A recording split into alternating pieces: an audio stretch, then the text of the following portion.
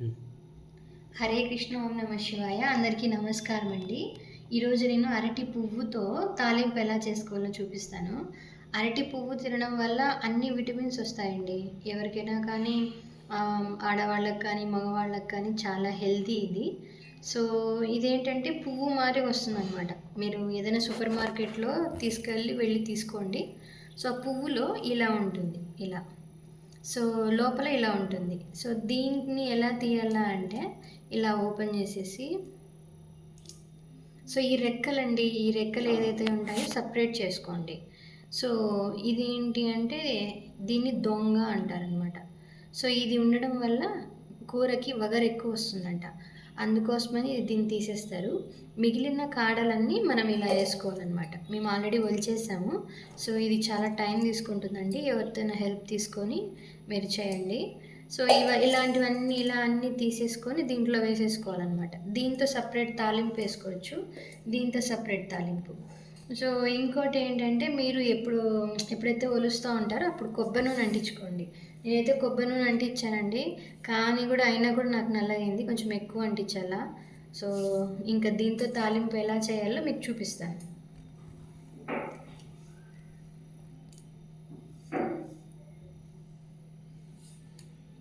Photo add చేయండి. ఇదిగోండి, ఇలా పెరుగుని మజ్జిగలా చేసుకోండి. ఎందుకంటే ఈ వగరంతా పోవాలంటే ఖచ్చితంగా మనం మజ్జిగ వాడాలా. సో మజ్జిగలోకి నేను కొంచెం పసుపు ఒక స్పూన్ అలా వేయండి. తర్వాత కొంచెం ఉప్పు, ఒక స్పూన్ అంతా ఉప్పు.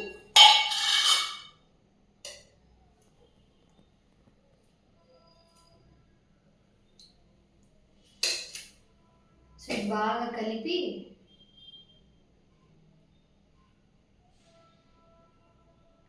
సో ఈ వాటర్ దీంట్లో వేసేయండి.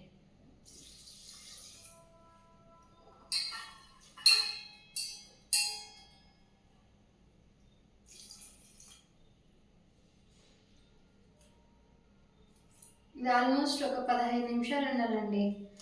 15 నిమిషాలు ఉండి నానబెట్టిన తర్వాత మనం కూర చేసుకోవచ్చు. ఈ మధ్యలో మీరు ఇంత నిమ్మకాయ సైజ్ అంత చింతపండు నానబెట్టుకోండి, మంచిది. సో చింతపండు పులుసు వేస్తే కొంచెం బాగా టేస్ట్ వస్తుంది అనమాట. అందుకే ఇలా అండి. 15 నిమిషాల తర్వాత మనం ఈ వాటర్ అంతా తీసేసి కడగాలన్నమాట. ఒక 2-3 సార్లు బాగా కడగాలి. ఈ మజ్జిగ అంతా పోవాలన్నమాట.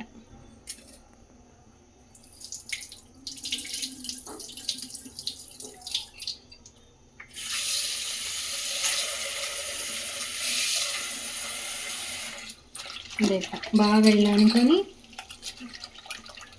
వెళ్ళాని వేరే దాంట్లోకి తీసుకోండి.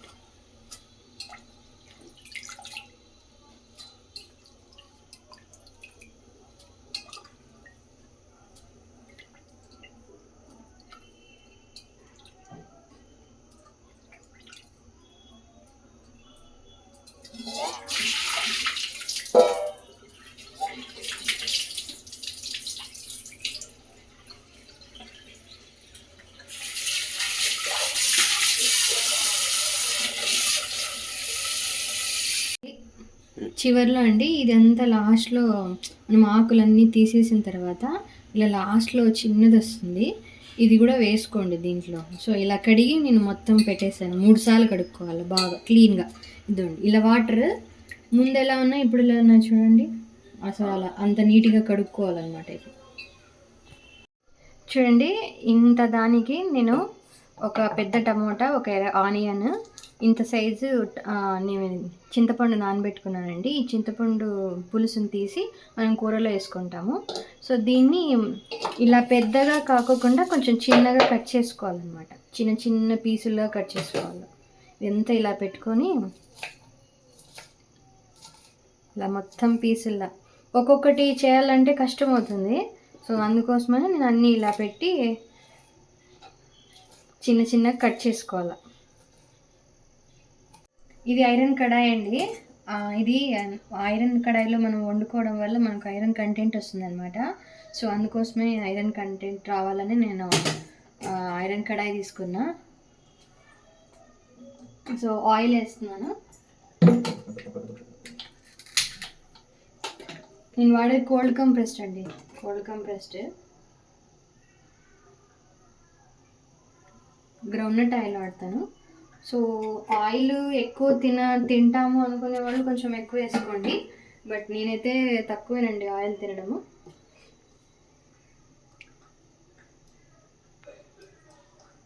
సో ఇది చూడండి, కొంచెం జీలకర్ర, కొంచెం ఆవాలు, చూడండి ఇది శనగపప్పు, ఉద్దిబెళ్ళు. నేను ఎండిపోయిన కరివేపాకు వేసినానండి, మీకు కావాలనుకుంటే పచ్చి వేసుకోండి, నా దగ్గర లేదు ప్రస్తుతం. సో ఈ తెల్లవాయి అయితే ఒకసారి కొట్టి బాగా అండి దీంట్లో వేయండి, ఎందుకంటే ఆ ఫ్లేవర్ అనేది పట్టుకుంటుంది అనమాట. ఆ ఫ్లేవర్ పట్టుకుని ఆ ఆయిల్కి టేస్ట్ వస్తుందంట. సో అందుకోసమని నేను అలా వేస్తున్నాను. ఇప్పుడు ఆనియన్, మంట చిన్నగానే పెట్టుకోండి, ఎక్కువ మంట వద్దు.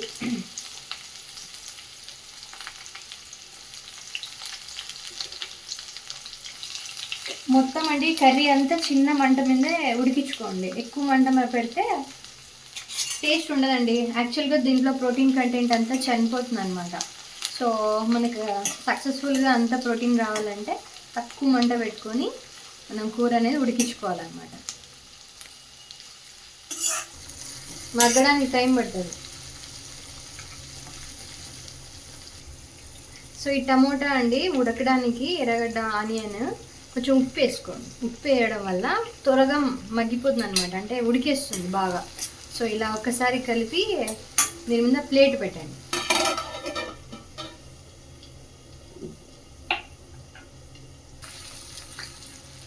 దీంట్లోకండి నేను కొంచెం పసుపు వేసుకుంటున్నా, కొంచెం పసుపు, తగినంత కారం. నేనైతే ఎక్కువ తిన్ను, అలానే తక్కువ తినండి, మీడియం. సో మీకు రుచికి తగ్గట్టు కారం వేసుకోండి.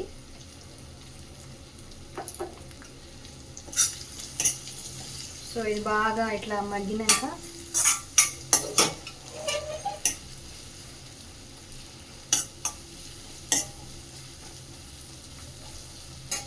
సో ఇది వేసేసేయండి దాన్ని.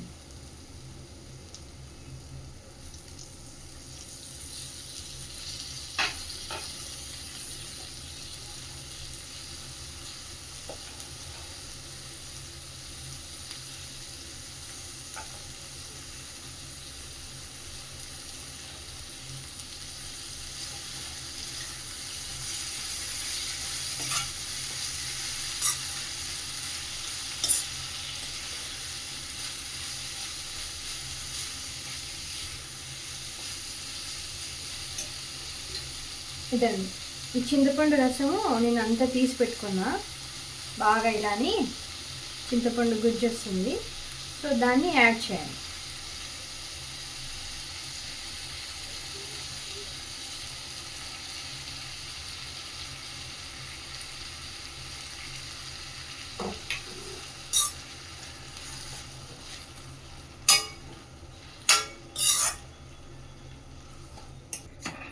సో నేను కొంచెం తగినంత ఉప్పు వేసుకుంటున్నా, ఇది హిమాలయ సాల్ట్.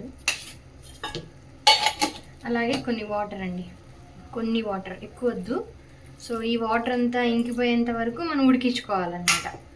సో ఒక్కసారి మీరు ఒక చిన్న పీస్ తీసుకొని తిని చూడండి ఉడికిందా లేదా, అప్పుడు మీకు అర్థమైపోతుంది. అప్పుడు స్టవ్ ఆఫ్ చేస్తే సరిపోతుంది. సో నా దగ్గర డ్రై కోకోనట్ పౌడర్ ఉందండి, నేను ఎవరైనా కావాలనుకుంటే మీరు డ్రై కోకోనట్ పౌడర్ కూడా వేసుకోవచ్చు, టేస్ట్ ఎక్కువ వస్తుంది అనమాట. సో నేను ఇప్పుడే వేసేస్తున్నాను దాన్ని కూడా.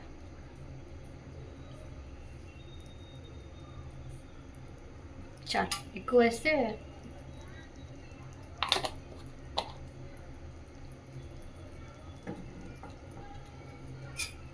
సో ఇది బాగా మిక్స్ చేసేసి ఈ నీరంతా అండి ఇంకిపోయేంత వరకు ఉడకాల. చిన్న మంట మీద పెట్టుకోండి, ఎక్కువ పెద్ద మంట పెట్టేస్తే దీనిలో న్యూట్రిషన్ వాల్యూస్ వెళ్ళిపోతాయి.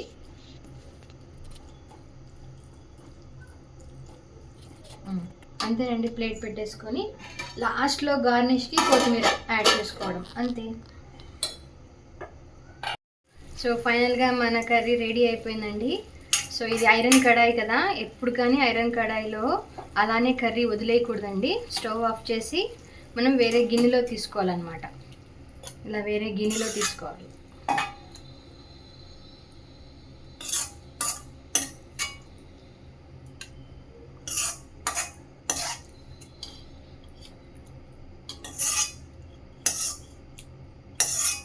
సో ఇలా అంతా మొత్తం తీసేసుకొని ఇది చల్లారినాక చాలా బాగుంటుందండి కర్రీ. సో దోశలోకి కానీ, అన్నంలోకి కానీ, చపాతీలోకి కానీ చాలా చాలా బాగుంటుంది. సో ఇది ఐరన్ కడాయి చల్లగా అయిపోయాక కడగాలి, వాష్ చేయాలన్నమాట. సో ఇవన్నీ చిన్న చిన్న టిప్స్. ఎప్పుడు కానీ చల్లారాకనే మనం వాష్ చేసామంటే తుప్పు పడుతుంది. సో ఆ తుప్పు మనం తినకూడదు. సో కడిగేసిన వెంటనే తుడిచేసి మళ్ళీ పక్కన పెట్టేయాలండి, మళ్ళీ గుర్తుపెట్టుకోండి అది కూడా. సో అదొక చిన్న టిప్పు. సో ఫైనల్గా మా కర్రీ రెడీ అయిపోయిందండి. సో ఎవరికైనా నచ్చితే మీరు కూడా ట్రై చేయండి. సో అలాగే నన్ను సపోర్ట్ చేయండి. Please subscribe my channel. ఇలానే నన్ను ఎంకరేజ్ చేయండి. ఇంకా మంచి మంచి వీడియోస్తో మీ ముందుంటా. హరే కృష్ణ.